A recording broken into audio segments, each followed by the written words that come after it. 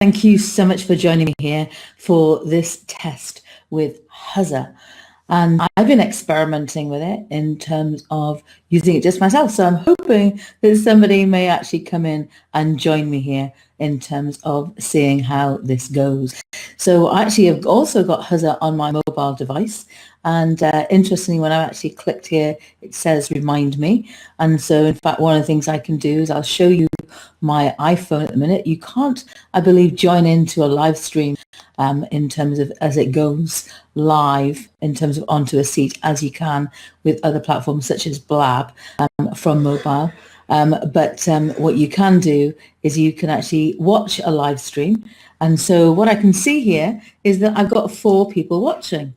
And Cancer Coach Network.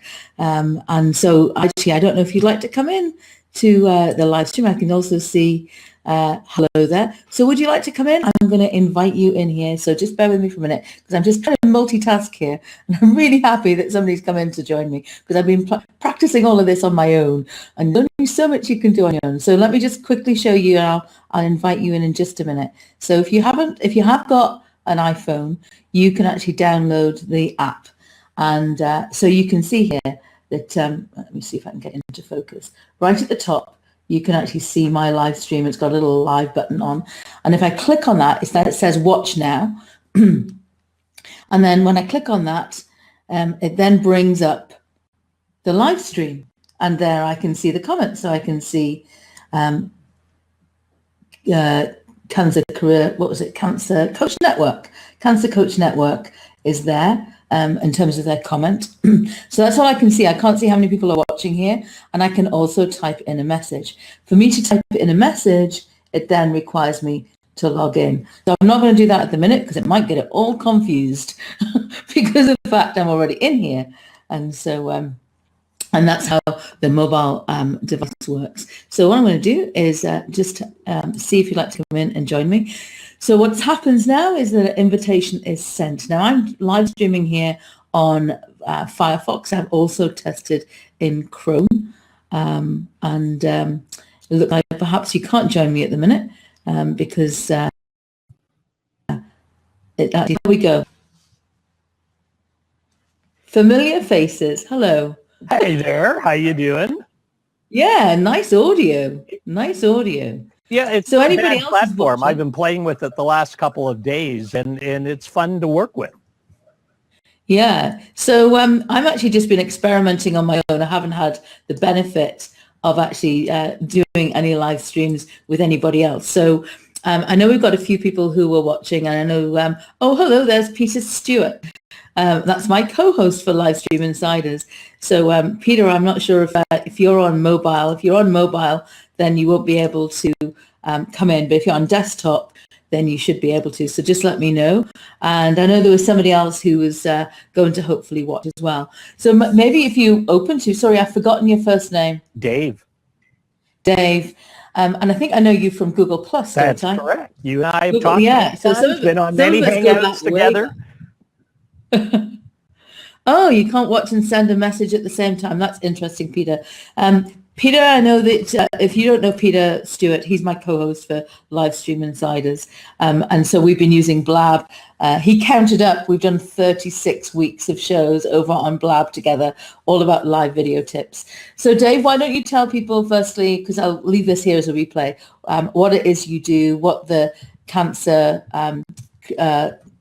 Coach Network is, and perhaps what you can do is type in the link or let us know what huzza.io URL it is, because when I try to click on your profile, it's not a live link, so I couldn't hop over and find your profile. So tell us a little bit about you and what you're doing here. Yeah, the one of the issues that I've had with Huzza, what I'm not quite sure how to pronounce it, is the live profiles, because I'm on the platform. I've been experimenting and doing some things, and I thought that when you clicked on the icons, you would get to see the background of the guest, because you can't. I like that on Blab, that you could click on it, know who it was that you were going to bring on camera.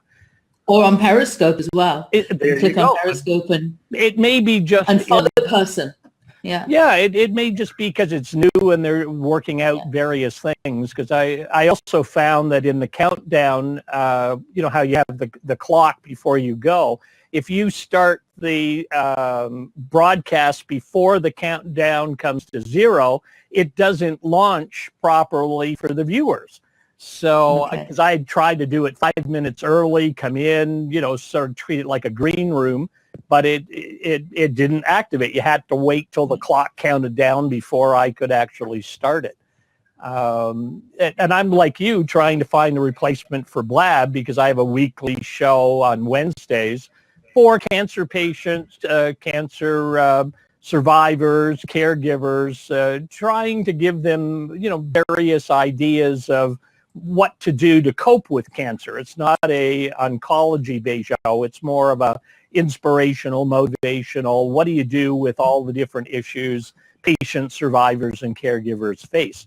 So I want to also bring it on to Facebook. So I've been using Wirecast to capture information and then bring it over to various Facebook channels, and then all the different coaches that are belonging to our network of help could, you know, share the broadcast to everybody else. So this kind of platform is important for us. It gives us a lot of opportunity to talk to people all around the world about coping with cancer, and really frustrated that Blab went the way it did. It was working so well for me, much better than Hangouts. You know, we've had as many as 500 people in a Blab. In fact, our biggest Blab was 1,500 people that came in. And then all of a sudden they changed all the rules and we went down to 25. You know, I mean, it was just a crazy change. Yeah, so that's been one of the challenges, hasn't it, in terms of on Blab, which also makes me think about, is this the right platform as well? We had the same in terms of we're nowhere near 1,800 people watching, but we've had lots of people who watched our live streams. I've certainly, ones I did in the very early days, I've been on Blab. It's absolutely I'm just probably a few days or a couple of weeks off being there for 365 days. So I had hundreds of people there in the early days. But now, because you have to have an account with Twitter, then that doesn't make it as beneficial. And that's what I'm wondering with this platform as too, because again, you could watch it on a mobile device. I actually haven't tried to watch anything in terms of in real time. You've got to have the link, haven't you? That's right. So you need to be invited with the link. So do you, in your tests, have you found out that can people watch with the link, but they don't have to have an account? No, you had to sign in order to see it, and you had to use your email address. You couldn't even use Twitter or Facebook. And for Huzza now. For Huzza, yeah. So, you know, that changed the dynamics on our Blab. As soon as they had to have the sign in, then we couldn't have casual viewers coming in anymore. So yeah, but so on Huzza now, when if you've been testing it out and you've created a URL and then you can give that to somebody, do they still have to have an account on Huzza to watch? Yeah, as soon as they come into the login screen, like today, I mean, I have a Huzza account, and yet it wouldn't allow me to use it to come into the So here's a quick workaround. If they've got a mobile device, I have not created a Huzza account on my phone. Right. So on iOS, you could actually get them to watch it. Oh, really? Because I'm on Windows right now, and so that was... So just so you know, I don't think it's on anything else, but on my phone, I can watch that. I just can't comment. So if people wanted to watch... So one of the things for me is actually... there are right times and places that we want something where we want people to register. Maybe that's for email capture, or maybe it's for other reasons, or reducing the amount of spam and tropes and all of those kind of things. But one of the benefits we liked with live streaming there in terms of on Blab was that people could watch and we could embed it. And as soon as that Twitter or Facebook wall came up, our numbers have just gone down. So the other thing that we've been doing, and our shows were pretty long, so we've actually changed the format. Shows. I love watching them every week. They're just amazing. You and Peter have a great back and forth. It's just super. Thank you. So we've changed the format of late, and that's partly just to kind of try to keep it tight So when we do a news show, we've got it down to 30 minutes. Who knows, do we need to bring it shorter? Part of that was the fact of we're going to probably lose some interaction as well, because we want to repurpose it, and we're doing it for free. I mean, I'm guessing that your show's for free too, and therefore the amount of time you can dedicate to it. I mean, I still put a lot of time into creating content beforehand. We prep for the show. Peter does notes for us to go through. So there's that time. I curate it as a Storify at the end. And now I'm actually repurposing it as YouTube videos. And this week, for the first time, I've taken out segments to see if that will help us bring more listeners to it as well. But all of that takes time, and time is ultimately taking me away from other things. So that's my only concern, is actually, is this the right solution or not for what we want to do? I think it's a really interesting platform.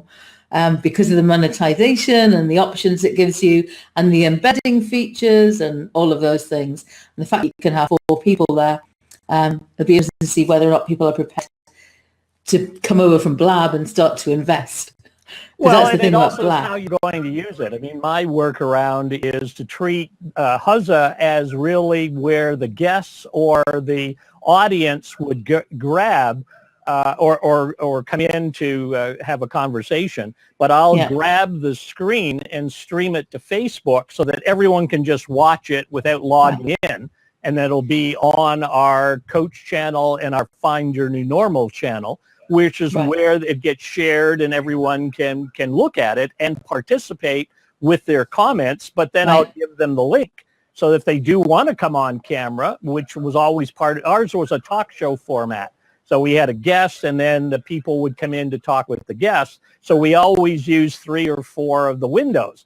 So if I stream it and tell everyone, watch it on Facebook, but if you want to come in, here's the link, and then it would come into Huzza, and they would show up on the screen. The problem with that is that when there's 3 people or 4 people, there's a huge gap on the screen between the people on the top line and the bottom. And so it doesn't look good, and it doesn't work well. And I'm hoping that they'll tighten it up so you'll just have 4 people side by side. Yeah, and the other thing I've seen when I've watched a few people who've used the platform is sometimes, I don't know if I wasn't sure if it was the orientation of people's heads originally in their broadcast, but I also was seeing like people's heads getting cut off when you started to get 4 people in there. That's right. And I don't know if that's because there was different resolutions of people's cameras coming in, but you had like a low one and a high one, and that didn't look great either. Yeah, I think it is. I think it's a matching of the pixels that are on the screen, and then the software is trying to balance it out. So I'm hoping that it's just, early stages of trying to work it out, because I've seen it work. Like I've been also playing over on Crowdcast, and Crowdcast with the 4 videos works really well. It's so clean, so clear. Everything works properly. It'll take another 5 weeks, though, until they have their iOS version finished. So I can't start to use it, although that's probably the best of all the tools that I've looked at so far. Yeah. And tell me then, do you mind me asking a technical question of you? Because I've been experimenting as well about how do I take content from, let's say, Blab over onto Facebook. And obviously you have to watch their terms of service as well. I'm just saying that in case anybody watches this replay. So if you're looking to live stream onto Facebook, watch out, because they do have specific terms of service in terms of what they don't like in terms of simultaneously streaming. And so if you actually look at particularly if you're going to use that API, just make sure you don't fall foul. And I've seen a few people getting some notifications this week in terms of actually them perhaps being reminded by Facebook about what Facebook want and what Facebook don't want. So here's my technical question for you. I've tried a number of different tools. I actually haven't tried Wirecast at this point in time, but I've tried some other free and paid tools. One of the issues I'm having is, I guess if you're managing the show and you're on the show at the same time. Hi, Dan. I can just see you coming in here from Texas. He's saying he didn't get a reminder. I'm sorry about that, Dan. We'll come back to you in just a minute. I think Dan is watching on his phone, so he's part of another group I'm on Facebook. And so we're just experimenting here. So if anybody's coming in also, Yeah, so he's on mobile now, so he won't be able to come in and join us. So Dan, this is Dave, and he runs a network. He's been using Blab. He's also, prior to that, is how I remembered his face anyway, from Google Hangouts on Air. So he's a long time streamer. And he's been experimenting with different tools. They've got a talk show that they do, they repurpose it, and they're bringing it onto Facebook. So that's the question I'm just going into now. And Dan, if you've got comments, please add on to this as well. And so one of the things I've been doing is if I'm managing the show, let's say the show that I do with Peter, and sometimes we have a guest in. So if I actually look to grab that content there, and I'm working off a laptop, it's a pretty high spec laptop.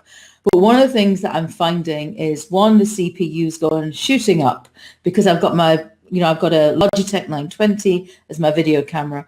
And also in terms of when I'm speaking, I want to make sure that I'm minimizing feedback. How have you overcome those things, or are you getting some other third party to do the capture of it all? Because if I capture my desktop, then obviously I'm capturing the audio from that. But to capture my audio, I've got to capture it from the audio going in. So what have you managed to do to minimize that lag? Because I've noticed quite a number of people, when they've been trying to do it, and it doesn't matter whether they're doing Skype or they're doing Blab, they're getting quite a lot of audio lag of their own content. Yeah, it's really an interesting problem. I started streaming back in 2002, so it's been well over a decade of trying to play with all the different web technologies. I started off with Ustream, Wirecast going into Ustream.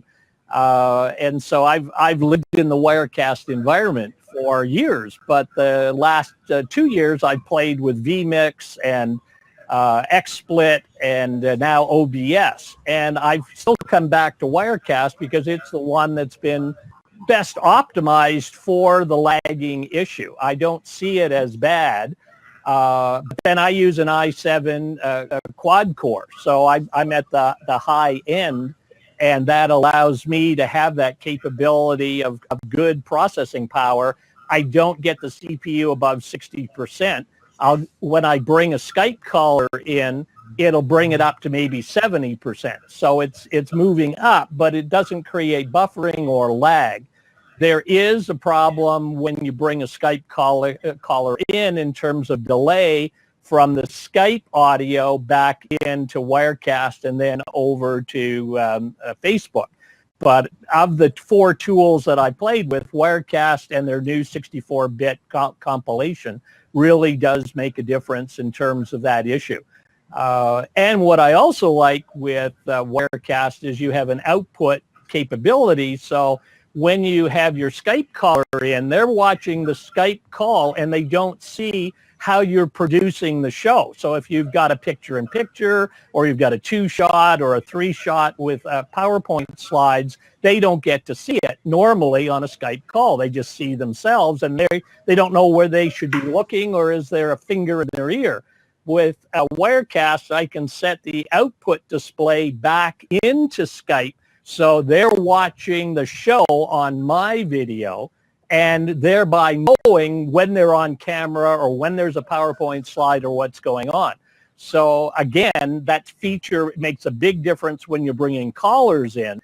Next week, I'm going to try a Skype group call, and that way I can have 2 people on Skype, and then I'll frame each of the speakers and then bring them into Facebook so that the audience sees which person I'm talking to, or whether all 3 of us will be on camera at the same time.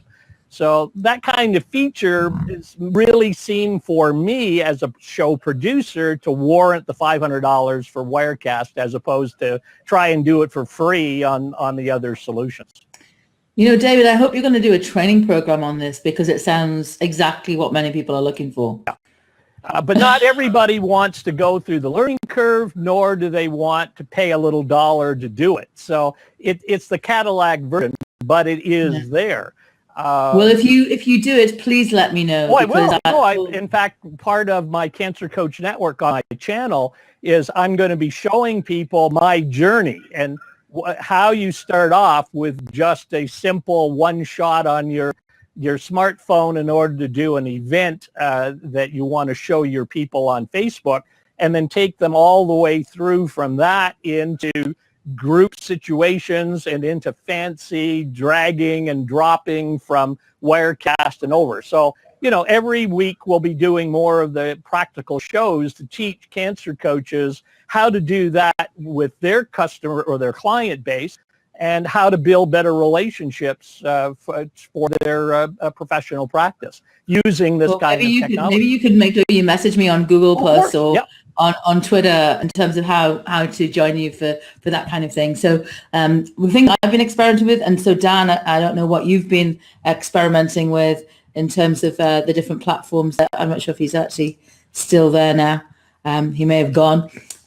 But Dan, I, as I said, knew from another Facebook group who's interested in live streaming.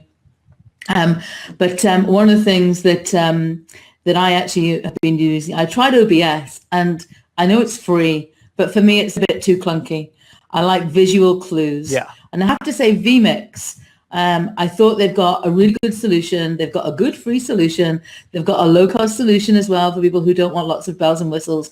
And I have to tell you that customer support has been amazing. Yeah. I don't know if Dan is back. So Dan, if you just joined us back here, we're talking about the different platforms we've been testing in terms of getting content from elsewhere into Facebook.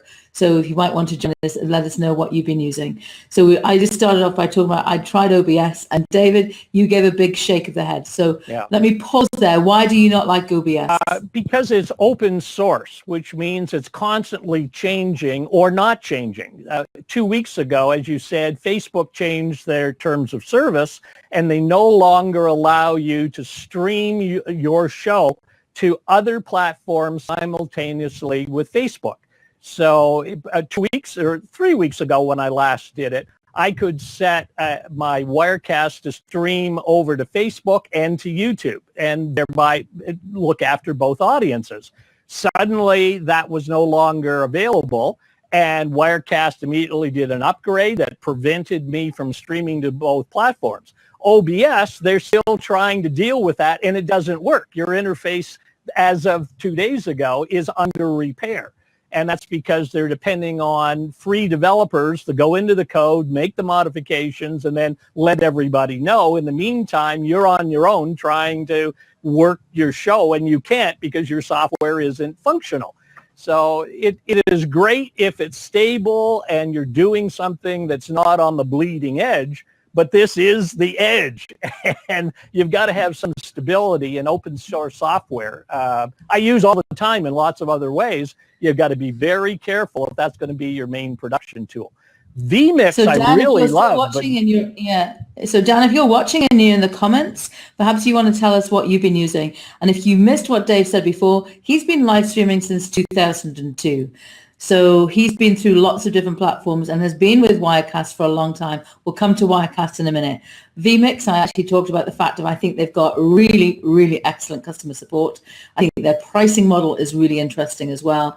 Their platform is really easy to use and simple to navigate. But as I said, you can also kind of bring content in from your desktop, from another computer. So one of the workarounds for me would have been, have somebody else on a different computer simultaneously live stream your, let's say, your Blab into Facebook at that time. And therefore you would have not had to worry about having to bring in another audio into the live stream as well. Were you able to figure out how to resize the vMix screen on the monitor? I haven't been able yet to make that happen. So when I launch it, it's full-size screen. I can't maneuver it down to a small corner of my monitor. I actually have also moved it onto another monitor. So I've got two monitors here. That's right. That's the only way I could do it. And I don't like that because then I've got the two monitors, because if I'm bringing in a desktop presenter of either a guest or a PowerPoint, it's got to be outside of the vMix. Yeah. Whereas with But I also just grabbed the corner of it and I could make it smaller. But the only thing is, if you've got so many, like for me, I will often have lots of different things lined up to come in. And so you have to use a scroll bar then to see it. So I like it quite large so I can see or, I've got a video I want to bring in with when I was doing something, and other tools. So let's pick up what Dan's talking about now. He's using Teradx Live Air Solo. So you're using the iPhone 6. Yeah, I've used that too as well. And that's great. Again, you can do overlays. And he's also been using it for youth baseball games, which is another great thing. I think, David, you and I know somebody who does a lot of stuff with baseball from the Google Plus community, he's a baseball coach, isn't he? Sure is. And he's been live streaming for a long time using Google Hangouts on air. And yeah, I think it's great to be able to do that. Obviously, just make sure, again, Dan, you've got the permissions of the parents. You don't want anybody being upset that their kids are being streamed, but you'll know more than that. I know certainly in Ireland and the UK, if we want to do any filming of kids, we have to get permission. And even just to have their photographs in the school's book, we actually have a piece of paper that comes home that we have to sign off to say we're happy our children are actually presented in the school's kind of year-end, whatever. Anyway, that's the world thing. Even people with their smartphones. We had a cancer coach the other day who was doing a live stream of a cancer run, and they picked up some of the kids, and the parents came back to them and said, we don't want our children on your stream about this cancer run. And the coach wasn't thinking about it. They just wanted to promote the event to raise funds, and they weren't thinking of privacy rights for the people that they were picking up in the shot. And that's going to raise a whole legal question of, can you run without it? Will you get sued? I mean, these smartphones give us a lot of power, but we've got to think of what are the rights of the people that we're rebroadcasting to our markets, and do we have the appropriate permission? Real big issue coming at us all. And we did a show a couple of weeks back on Livestream Insiders, which was all about that whole issue of, copyright and, intellectual property and all of those things. Really, really good lawyer who actually is based in the UK. And Dan's saying that actually he's part of an organization there where the parents have already signed the waiver to be interviewed. So that's great. And also they've got, you actually might be televised in that case. And therefore you have to have a media waiver. In those cases also, it's interesting in terms of, I've just had line of sight of something for an event in the UK, and what the media are actually saying now, who've got the ownership or have got, they've got sponsors, and therefore they've got agreement in terms of who has rights to stream whatever. That's also pretty tight. I do some work with the leisure industry in Ireland, and again, that they would have actually got sponsors, and they've also got rights that have been for those events to be televised. And again, they as an organisation therefore can't kind of use Periscope or anything else at this point in time. Obviously, Facebook Live now for them, but they can't actually use those platforms to share certain content because of the rights agreement. So a lot of people aren't aware of that. Well, even the music rights is an issue on Facebook Live. Again, 2 weeks ago, they started to monitor what music was being put on Facebook Live and sending people, a notification that they can't use the music that they can't prove that they own the rights to, just like YouTube has been doing forever. And, it's now Facebook Live has recognized that they've got copyright issues. So as a show producer, we've got the audience that's being filmed that we need permissions from. We've got music. This is not just take your smartphone and shoot. And the guests. I mean, it's interesting to watch people just struggle with this. I mean, these are standard broadcasting issues that now the general populace are getting exposed to, and they're shaking their head and saying, that all comes part of doing a show. Yeah, that's why certain things don't work in a certain way, because you'll get your legs chopped off for it.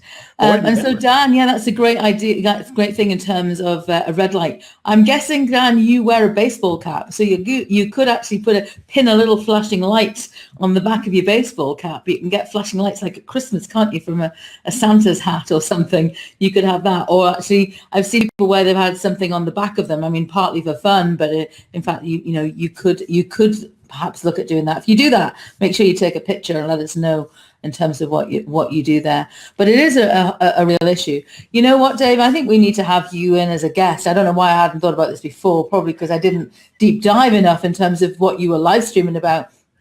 You need to be a guest if you're interested at some stage on Livestream Insiders to talk about your journey, but also about how live streaming is helping you educate and work and collaborate with all these people in a really important area, and that probably touches many more of us than we would like these days in terms of the whole area of cancer. I mean, this area was not where I expected to be. I mean, I had my cancer. I'm a colon cancer survivor, and while being in the hospital for 15 months, I was trying to figure out what would I do if I lived.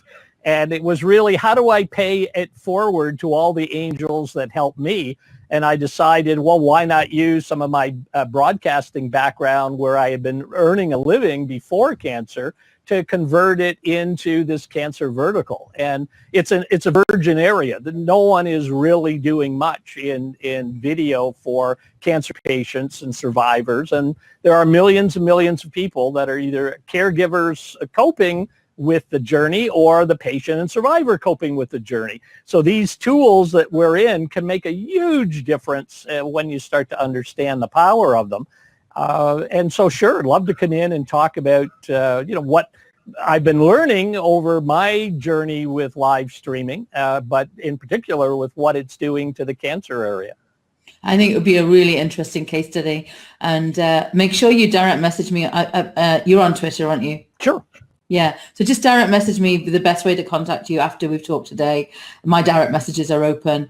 And I'm thrilled that you've been able to join us. Dan, that's, really good case study, isn't it?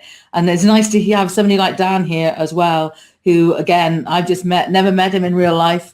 I've met him through a Facebook group, both interested in the whole topic of live video. And Dan's doing it purely from a mobile device perspective, which is why platforms like Teradek's Live Air Solo or the Wirecast product that they've got as well, which I've tested as well, are worth looking at. The only problem I find when I'm using those third-party apps or the apps that we've talked about, we were talking about vMix. You mentioned Wirecast that you've tested as well.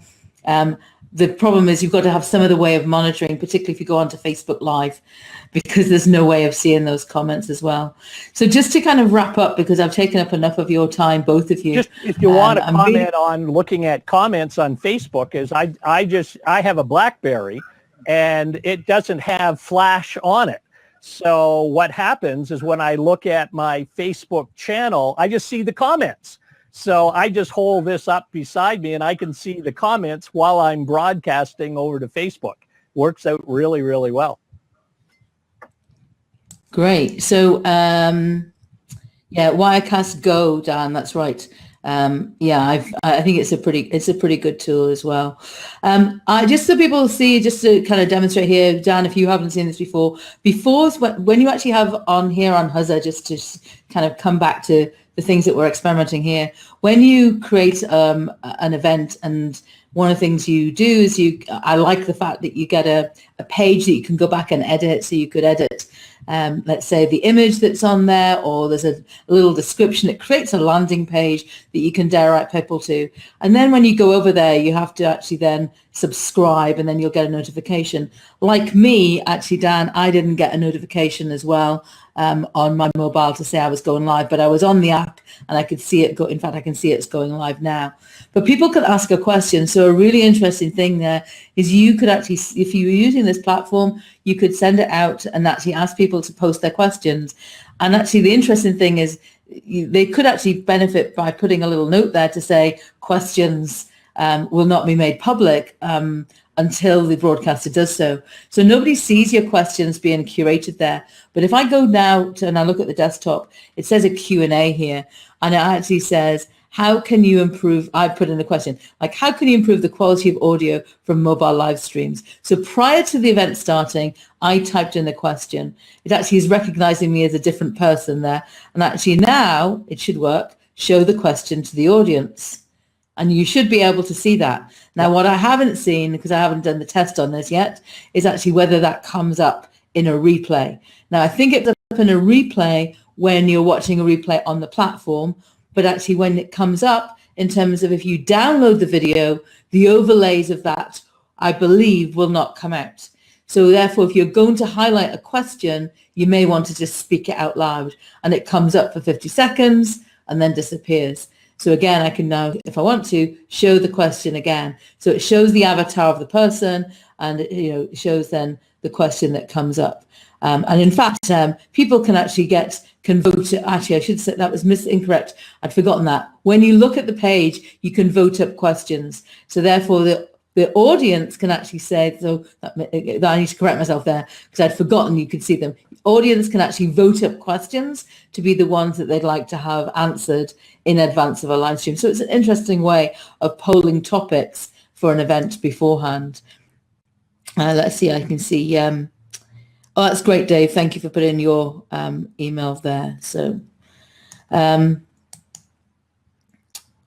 any other things that you've tested and you've found, Dave, in terms of with this platform that you think are worthwhile mentioning when you're when people are actually looking at this, as a replay?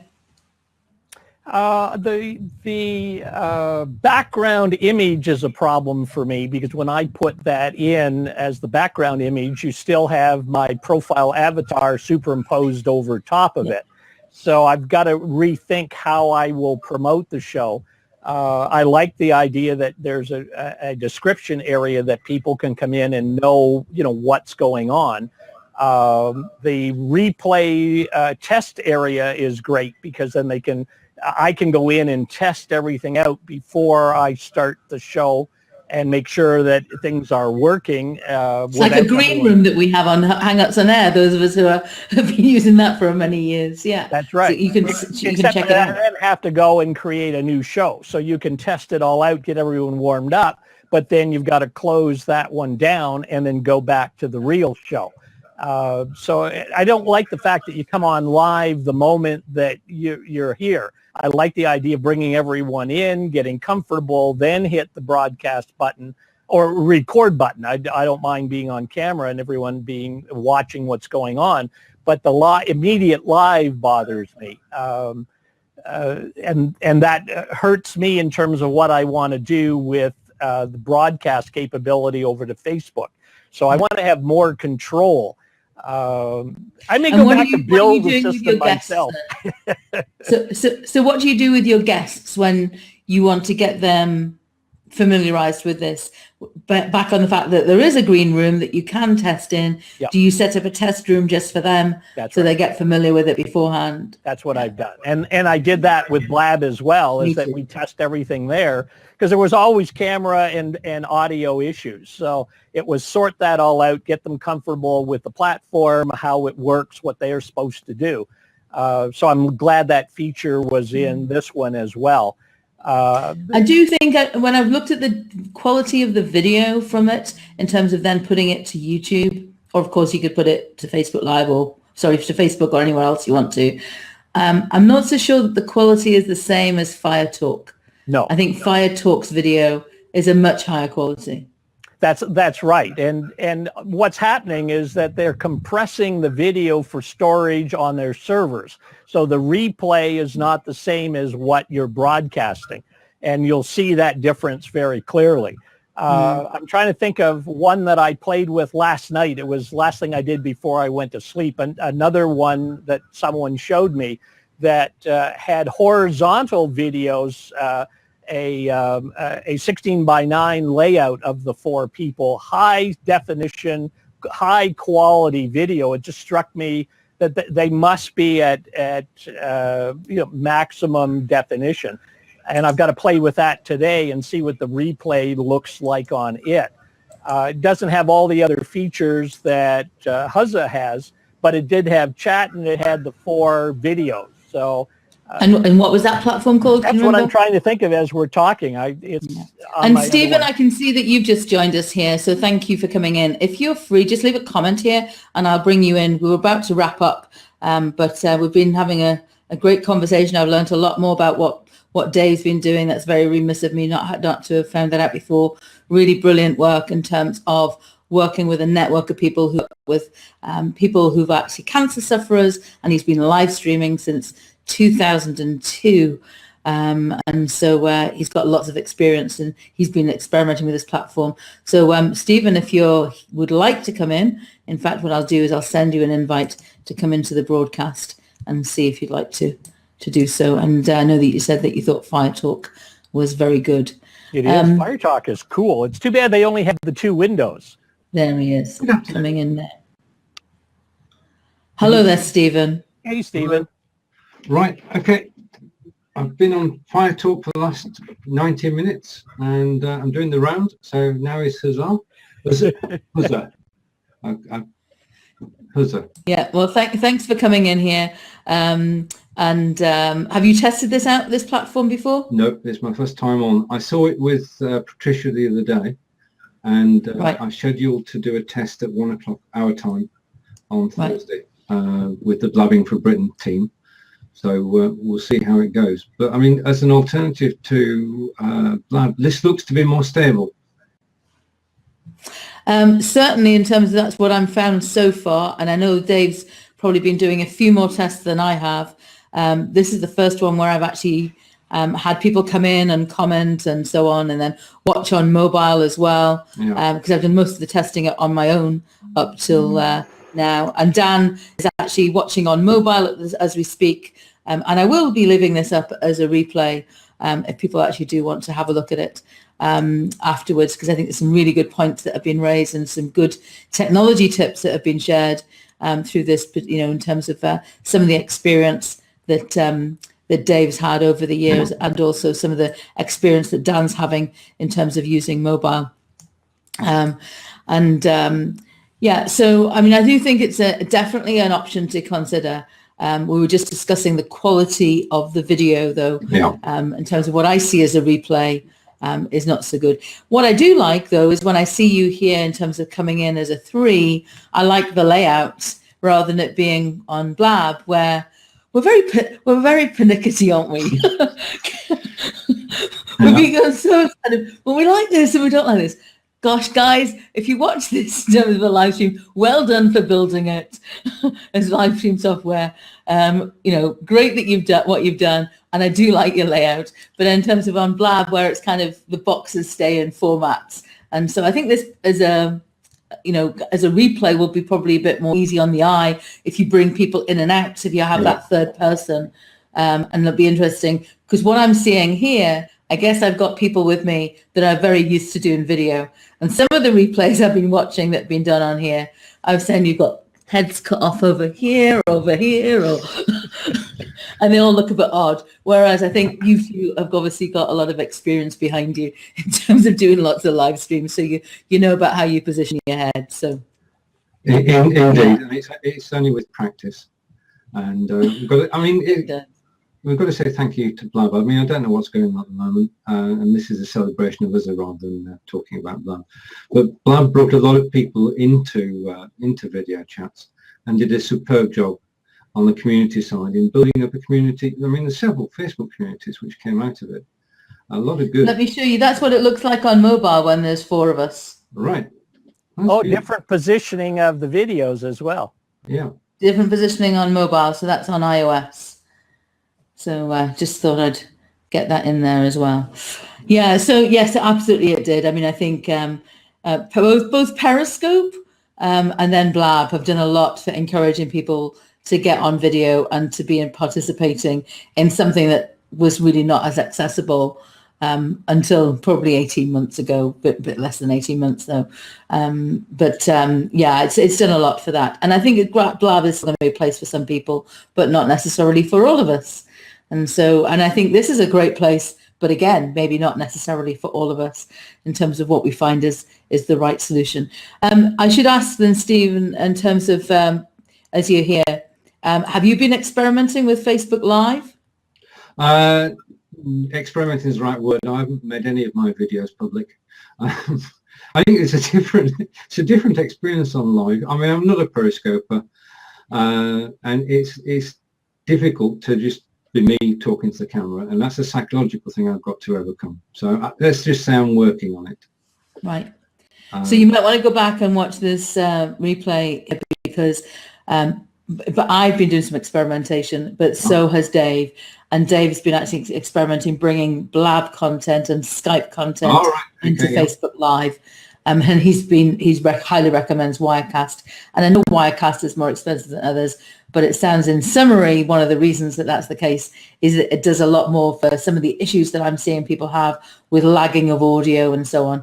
So it's highly refined for that. And Dan, you're making a comment by saying there's actually no name label, so you actually don't know the people who are speaking. Yeah. I'm guessing you could start to use other tools like ManyCam and stuff, which then gets to be a bit more of an overlay of an issue for, I don't mean to say the word overlay, but you know what I mean? So it's another issue to contend with and another thing that your computer has to process and so on. And so that, again, if you watch this on desktop as well, there's actually, there's no name labels here. Dave, when you're experimentations on this platform, if you want to kick somebody, how do you kick somebody? I haven't figured out how to get rid of a person. You have to tell them, to X out, but I haven't hit the button that says... So I presume all I get on my screen is stop streaming. Yeah. Yeah, that's what I got on mine as well. Mine says stop streaming and it says stop this broadcast. So I'm guessing the word stop this broadcast means stop it of that particular person. Stop broadcast will stop everything, I think. No, because I've got a different word on the top of mine. So on the top of me, it says stop streaming. And on the top of you, it says stop this broadcast. All right, okay. So I'm guessing, I guess the only way we'll find out by testing, is actually if I click at some stage, stop this broadcast on one of you, that probably gets rid of one of you. Right. Okay. But the words on for me is stop streaming. I'll volunteer and keep watching. It's been nice to talk to you both. Lovely to meet you. Good luck with your show. In fact, I can already see comments on Facebook, Stephen. You keep me interested in all the things that you're seeing. It's good to talk at last, Dave. Brilliant. And long may we continue to explore this together and enjoy doing so. We're all a big family, aren't we? we are indeed. Yeah. Okay, take care. Bye-bye. Well, that's a great question. I'm going to stop. There you go. We're back to two of us. Yep. That's what it is. So the words are stop streaming and stop this broadcast. That's how you do it. Yeah. And then Dan's asking a good question in terms of what if a troll, somebody who's watching only, can you kick them? Yeah. So I see a little X, a line, a circle with a line against you, but I actually can't see, and I'm on Firefox, I can't see how I delete that. But I understood you could kick people out, but I actually can't see how to do that. And I don't understand. Instruction manual, there's no user guides, there's no FAQs, you're starting all by experimentation. Yeah, so I can't see how to actually do that. And thanks so much, Stephen, for being here. The other thing that I also don't know how to do is how to delete a comment. A couple of days ago, there was a mark beside it. Yeah. Well, maybe it's because I'm on Firefox. I was on Chrome. Yeah, so right. So let me tell you, I've figured it out now, Dan, thanks to your question. Against somebody's name on desktop, there is a little symbol, a circle with a line through it. Yep. And when I click on that, it then brings up a pop-up box. And the pop-up box then says, do I actually want to ban you? Well, I don't want to ban you, but it has a word that says yes. I'm just doing a screen capture of that. But that's what happens in terms of that's how you get to somebody. It's a very small button. And I think it's try to kick you out. I don't, okay, then Dan, I'll do that one test. Thank you. Let me see if I can do this again. Okay, goodbye, Dan. We will let you, I wonder if you can come back in. If not, thank you for being with us. Okay, so I presume he's been banned. If you try to comment again, Dan, or try to come in again, you probably can't. Anyway, isn't this great in terms of people being prepared to test? This is like this time last year with Blab. In terms of that collaboration, I can see many hours being testing. You've been used testing lots of other platforms this summer. they start to be released. And Dave, we look forward to having you on Livestream Insiders in terms of your use of live streaming. I think it's really got lots of learnings for many people who, I think both your own personal story connected to it, and then how that has led to something, and then the difference that you're making with people as well. Thank you. So thank you so much. I don't know why I've left it so long for us to have a chat to learn more about what you do. That's my missing. Well, not a problem at all. There's so many people you meet on the Hangouts and then on Blab, and then you comment but you never get a chance to say hello. So, but it all intersects. It's a big adventure. We're all out there doing our thing, and eventually we'll have a consortium of users, and we'll all come in and have our own conference. So I'm just going to put in a link here, and again, I haven't seen them come out as live links when I was doing some tests before, but I did have the HTTP in. And I'm just going to put in a link here as we close out this little test, which has become a quite big test, as always happens, in terms of thanks everybody for joining us. For more details about the show that I do every week with my co-host Peter Stewart, which is all about the best practice tips, technologies, tools, and case studies in terms of using live video, live streaming, social video for your organization for internal or external communications and marketing, then you can come over to Livestream Insiders. All of our replays are there. And you can find us at livestreaminsiders.com. That's just a page on my website where we've put all of the archive. And we're now experimenting with taking the content into video content for YouTube. We're also experimenting this week with smaller segments to see of the different news topics that we cover, to see if that helps give people insights and information. And at some stage, once we decide on what we're going to do, we're also going to take it into a podcast. But that's another story for another day, and some different technology that we'll be experimenting with, and whether our processors could handle it all. Compared to the first ever computer I had for work, I have to say this is amazing, but actually we're demanding more and more of things as every week goes by. And so be careful with the Facebook groups you join, because you could be tempted to try something new or buy something new. And I have to say that the people that have joined me here today, thank you so much to Stephen, to Dan, to Dave. Actually, some of us knew each other through Google Hangouts on Air. Some of us have only learned of each other through Blab, and other of us have met through Facebook groups. Facebook had to have a play in that at some stage, didn't it?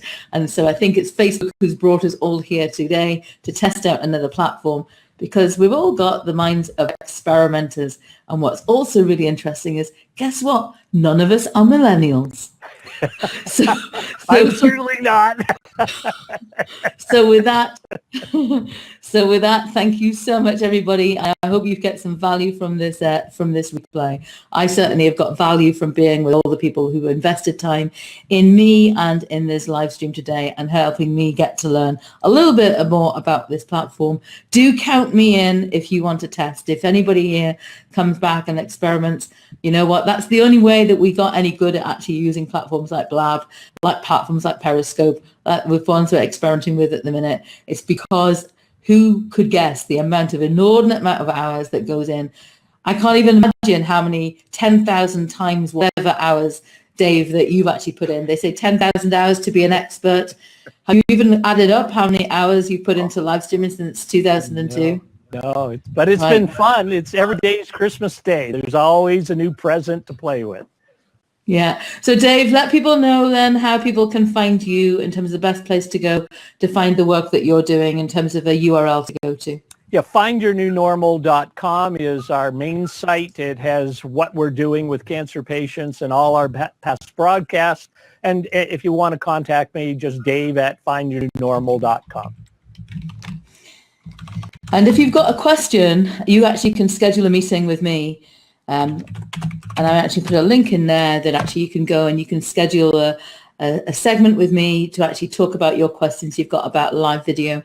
With that, thanks so much for joining me and Dave. It's been the Dave and Krishna show, not the Peter and Krishna show. So this is like the live stream outsiders.